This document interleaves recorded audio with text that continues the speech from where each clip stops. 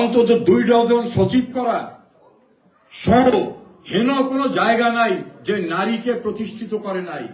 এভাবে হিসাব করলে দেখবেন বাংলাদেশের 55 বছরের ইতিহাসে স্বাধীনতার থেকে শুরু করে যা কিছু গৌরবময় অর্জন, বাঙালি জাতিকে যা কিছু দেওয়া, সেটা আওয়ামী লীগের নেতৃত্বে হয়েছে। এই ছোট্ট অতীতটা এই কারণে বললাম, আওয়ামী লীগ জাতীয় পার্টি বা বিএনপির মতো না যে কিছু জাসদ, কিছু মুসলিম লীগ, কিছু দলছুট এদের নিয়ে একটা মাল্টি ক্লাস প্ল্যাটফর্ম, আবার যখন ক্ষমতা শেষ হয়ে যাচ্ছে ভাগযোগ করে এদিক ওদিকে চলে যাচ্ছে। আর শুরুটা কোথাও থেকে, ক্যান্টনমেন্ট থেকে অবৈধভাবে ক্ষমতা দখল করে তথাকথিত রাজনৈতিক দল ঘোষণা করার ভিতর থেকে। আওয়ামী লীগের দীর্ঘ ইতিহাসে আমি চ্যালেঞ্জ করে বলছি, এখানে অনেক সাংবাদিকরা আছেন, কোনদিন অবৈধভাবে ক্ষমতা দখল করেনি। আর যত দল আসছে বাংলাদেশে, আপনি বিএনপির কথা বলবেন, সামরিক শাসন জারি করে বিএনপি আসছে। জাতীয় পার্টির কথা বলবেন, সামরিক শাসন জারি করে আসছে। জামাতের কথা বলবেন, তাদের কোনো দেশপ্রেম নাই, তাদের অস্তিত্বের সিংহভাগ যেখানে যখন ছিল সেই জায়গা থেকে তাকে অন করে না এবং বাংলাদেশের স্বাধীনতার বিরোধিতা করেছে। ফলে বাংলাদেশ আওয়ামী লীগকে কেউ নিষিদ্ধ করতে পারে না। মনে রাখবেন যারা নতুন প্রজন্ম আছেন, আওয়ামী লীগ হচ্ছে একটা বিশ্বাস, আওয়ামী লীগ একটা ভালোবাসা, আওয়ামী লীগ একটা দর্শন, আওয়ামী লীগ একটা অতীত, আওয়ামী লীগ একটা ঐতিহ্য, আওয়ামী লীগ একটা গৌরব, আওয়ামী লীগ হচ্ছে পথ চলার একটা পাথেয়। এতগুলি সমন্বিত অধ্যায়কে কেউ শেষ করতে পারে না। কিভাবে শেষ করবে? বাংলাদেশের সিংহভাগ মানুষ আওয়ামী লীগ পোষণ করে মনে প্রাণে। তো ধরেন, আমি যদি ধরে নিই যে 10 কোটি লোক আওয়ামী লীগ করে, 5 কোটি লোক ধরে নিই, এই 5 কোটি লোককে নিষিদ্ধ করবে কিভাবে? হৃদয়কে নিষিদ্ধ করা যায়, ভালোবাসাকে নিষিদ্ধ করা যায়, অনুভূতিকে নিষিদ্ধ করা যায়। আওয়ামী লীগকে নিষিদ্ধ করে লাভ হয় না। আইয়ুব খান নিষিদ্ধ করেছিল, ইয়াহিয়া খান করেছিল, জিয়াউর রহমান এসে জগদ্দল পাথর চেপে বসেছিল, এরশাদের আমলে বঙ্গবন্ধুর খুনিদেরকে দিয়ে 2টা দল করিয়েছিল। আজকে বলতে হচ্ছে একটি দলের নাম ছিল ফ্রিডম পার্টি, তৈরি হয়েছিল এরশাদ আমলে বঙ্গবন্ধুর খুনিদের দিয়ে। আর জিয়াউর রহমান বঙ্গবন্ধুর খুনিদেরকে রাষ্ট্রীয়ভাবে পৃষ্ঠপোষকতা দিয়েছিল।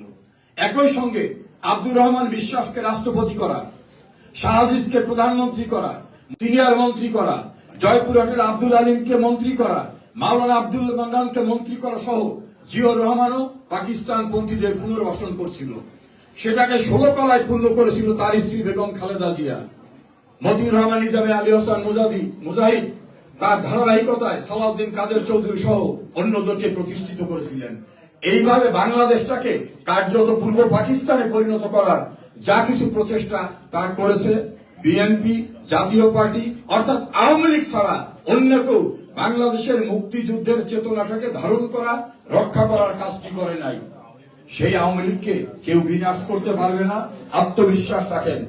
আমি আজকে এখানে আমার বিশ্বাস থেকে বলে যাই, শেখ হাসিনা বাংলাদেশের 3য়বারের মতো প্রত্যাবর্তন করবেন।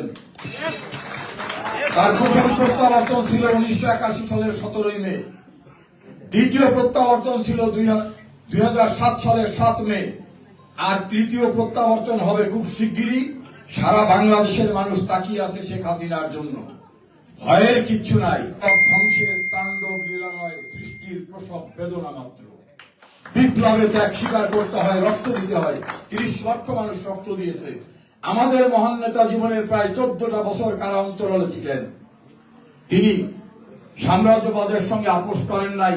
শেখ হাসিনা পার্লামেন্টে, ক্যাবিনেটে বারবার বলছেন যে একটা দেশ আমাকে এই দিতে বলে, আমি দিলে আমি চিরদিন ক্ষমতায় থাকতে পারবো। চট্টগ্রামের একটা অঞ্চল নিয়ে তারা পূর্ব তিমুরের মতো একটি খ্রিস্টান রাষ্ট্র করতে চায়, তারা বাংলাদেশ আর্মি বেস করতে চায়। আমি তখন মন্ত্রী ছিলাম, আমরা বলেছি এগুলো প্রকাশ্যে কেন বলছেন? এক সময় তোমরা দেখবা আমি যেটা বলছি এটা সত্য। আজ বাংলাদেশের সবাই বলতেছে যে শেখ হাসিনাই সত্য ছিল। শেখ হাসিনা অন্ধকার থেকে আলোকবর্তিকা হাতে নিয়ে অপ্রতিরোধ্য গতিতে বিপর্যস্ত বাংলাদেশকে বিশ্বের বুকে রোল মডেলের পরিণত করেছে। আমাদের একজন শেখ হাসিনা আছে, আমাদের একজন শেখ রেহানা আছে, আমাদের অমৃত সম্ভাবনাময় তরুণ প্রজন্ম আছে, এখনো বীর মুক্তিযোদ্ধারা আছে, তাদের সন্তানরা আছে, ইনশাল্লাহ বিজয় আমাদের সুনিশ্চিত। ঐক্যবদ্ধ প্রচেষ্টার মধ্য থেকে আবার বাংলাদেশে মুক্তিযুদ্ধের স্বপ্ন বাস্তবায়িত হবে, এই প্রত্যাশা রাখি।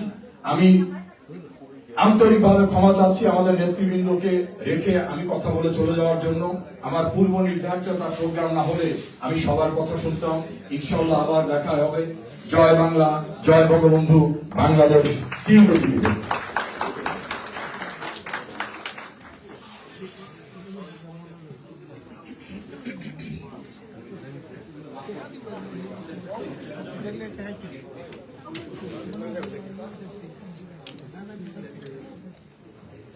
ধন্যবাদ।